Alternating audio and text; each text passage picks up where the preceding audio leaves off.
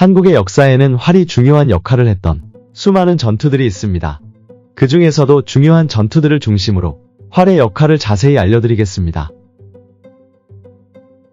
나제동맹의 결성 전투 551년, 백제와 신라가 동맹을 맺고 고구려를 상대로 벌인 전투입니다. 나제동맹의 연합군은 활을 이용해 고구려군을 공격했고 이를 통해 전투의 주도권을 잡았습니다. 활을 이용한 협공 전략이 고구려군을 압박하는 데 효과적이었습니다. 수나라의 침입 598년, 고구려와 수나라 간의 전투로 고구려군이 수나라 군대를 상대로 승리한 전투입니다. 고구려군은 활을 이용해 수나라 군대의 진격을 막았고 성벽을 활용한 방어 전략으로 적의 공격을 저지했습니다. 활을 이용한 정확한 사격과 성벽 방어가 전투 승리에 큰 역할을 했습니다. 평양성 전투 612년, 고구려와 수나라 간의 전투로 을지문덕 장군이 이끈 고구려군이 수나라 군대를 상대로 승리한 전투입니다. 평양성 전투에서 고구려군은 활을 이용해 수나라 군대의 진격을 막았고 매복 전술을 활용해 적을 혼란에 빠뜨렸습니다. 활을 이용한 기습 공격이 수나라 군대에 큰 피해를 입혔습니다. 안시성 전투 645년, 안시성 전투는 고구려와 당나라 간의 전투로 활의 중요성이 두드러진 대표적인 사례입니다. 645년 당태종이 이끄는 당나라 군대는 고구려를 공격했지만 안시성 성주와 고구려 병사들은 활을 이용해 당나라 군대의 공격을 효과적으로 막아냈습니다. 성벽 위에서 활을 쏘아 적의 진격을 저지한 고구려 궁수들은 당나라 군대를 크게 괴멸시키며 전투의 승리를 이끌어냈습니다. 거란의 2차 침입 1010년, 고려와 거란 간의 전투로 강감찬 장군이 이끈 고려군이 거란군을 상대로 승리한 전투입니다. 고려군은 활을 이용해 거란군의 진격을 저지하고 매복 전술을 활용해 적을 괴멸시켰습니다. 활을 이용한 정확한 사격이 전투 승리에 결정적인 역할을 했습니다. 귀주대첩 1019년, 귀주대첩은 고려와 거란 간의 전투로 활이 결정적인 역할을 했습니다. 강감찬 장군이 이끄는 고려군은 귀주에서 거란군을 맞아 싸웠습니다. 고려군은 매복 전술과 함께 활을 이용한 원거리 공격으로 거란군을 크게 격퇴시켰습니다. 특히 활을 이용해 적의 선봉을 무너뜨리고 기세를 꺾는 전략이 주요했습니다. 강화도 전투 1232년, 몽골의 침입에 맞서 싸운 고려군의 전투입니다. 강화도 전투에서 고려군은 활을 이용해 몽골군을 저지하였고 성벽을 활용한 방어 전략이 몽골군의 공격을 효과적으로 막아냈습니다. 활을 이용한 정확한 사격이 몽골군에 큰 피해를 입혔습니다. 진포대첩 1380년, 고려말 왜구의 침입을 격퇴한 전투로 이성계 장군이 이끌었습니다. 진포대첩에서 고려군은 활과 화포를 이용해 왜구를 상대로 승리를 거두었습니다. 특히 고려군은 활을 이용해 왜구의 배를 공격하여 큰 피해를 입혔습니다. 황산대첩 1380년, 또 다른 왜구 격퇴 전투로 이성계 장군이 활약한 전투입니다. 황산대첩에서 이성계 장군은 활을 이용해 왜구의 주력 부대를 격파하였고 이를 통해 전투의 주도권을 확보하였습니다. 활의 정확성과 파괴력이 전투 승리에 큰 역할을 했습니다.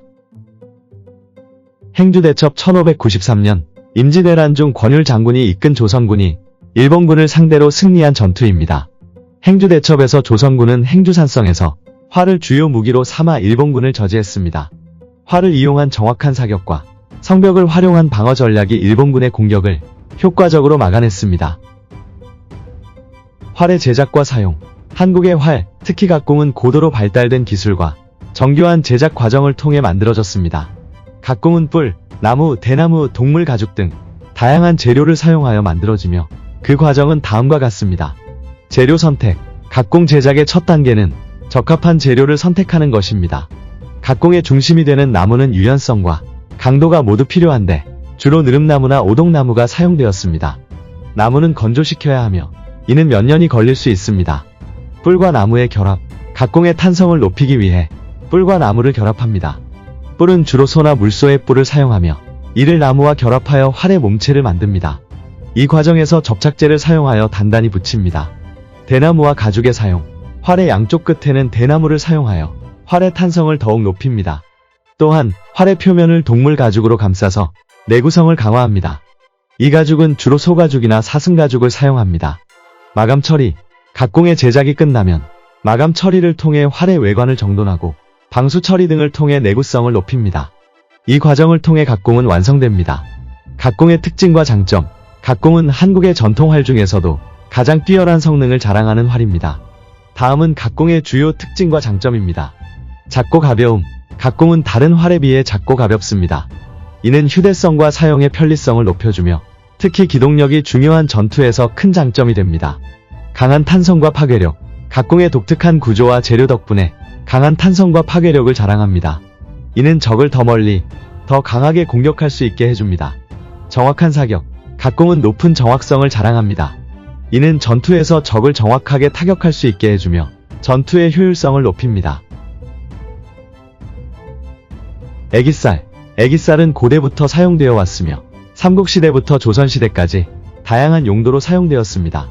초기에는 주로 사냥과 훈련용으로 사용되었지만 점차 전투에서도 정밀 타격이 필요한 상황에서 애기살이 사용되었습니다. 조선시대의 애기살. 조선시대에는 궁술이 중요한 무예 중 하나로 발전하였고 애기살은 정밀 사격 훈련에서 중요한 역할을 했습니다.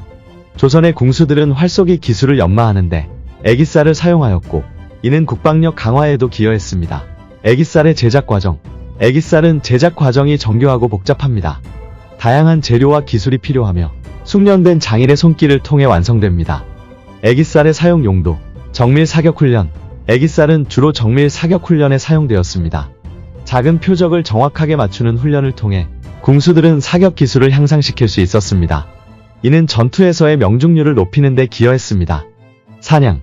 애기살은 작은 동물을 사냥하는 데에도 사용되었습니다. 가볍고 작은 크기의 화살은 사냥 시 휴대하기 편리하며 작은 표적을 정확히 맞출 수 있어 효율적입니다. 전투. 애기살은 정밀 타격이 필요한 전투 상황에서도 사용되었습니다. 예를 들어 적의 특정 부위를 공격하거나 중요한 표적을 정확히 맞추는 데 유용했습니다. 한국의 활, 특히 각공은 수천 년의 역사를 자랑하며 전쟁에서 중요한 역할을 했습니다. 고구려, 고려, 조선의 전투에서 활은 전술적으로 중요한 무기로 사용되었으며 수많은 전투에서 승리를 이끌어냈습니다. 안시성 전투, 귀주대첩, 행주대첩 등 수많은 역사적인 전투에서 활은 결정적인 역할을 했으며 이를 통해 한국의 활은 그 가치와 우수성을 입증했습니다.